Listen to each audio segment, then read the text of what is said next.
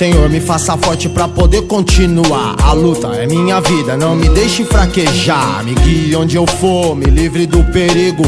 Do meu caminho, afaste o inimigo. Vejo vários por aí querendo minha derrota. Serpentes venenosas na maldade em minha bota. Sem terror, eu sou protegido por Deus.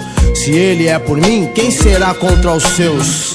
Deus, me faça forte a todo instante, pra que eu possa ir mais adiante. Quero ser rocha pra suportar a dor e assim como Gandhi, difundir o amor. Quero poder vencer o que é difícil e nem ser um escravo do vício. Nunca mais me aliar ao desespero. Me faça em verdade até a morte um guerreiro. Me dê equilíbrio na dificuldade, me dê ânimo na adversidade. Que eu seja cabuloso para ignorar o ódio, humilde no limite pra subir até o pódio. Chuva de bênçãos no dia da vitória.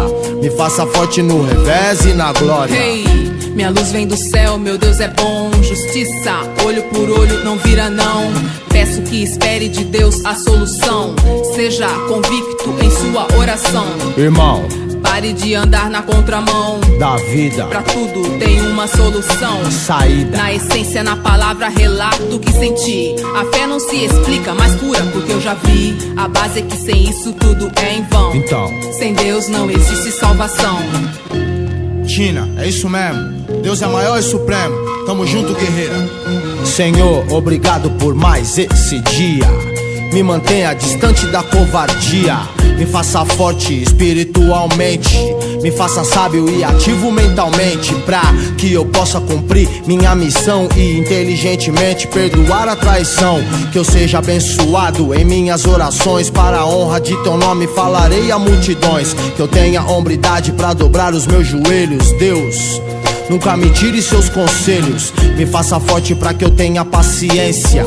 Não me deixe cultivar a violência, nem o rancor, nem a falsidade. Faça do meu coração um instrumento de bondade, de simplicidade, de humildade. Não deixe que me joguem no lixo da maldade.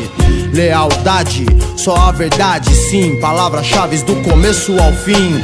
Não me deixe ter um espírito pobre. Faça de minha atitude a mais nobre. Chuva de bênçãos no dia da vitória. Me faça forte no revés e na glória. É desse jeito, só quem tem respeito carrega no peito a medalha da vitória, traz a glória.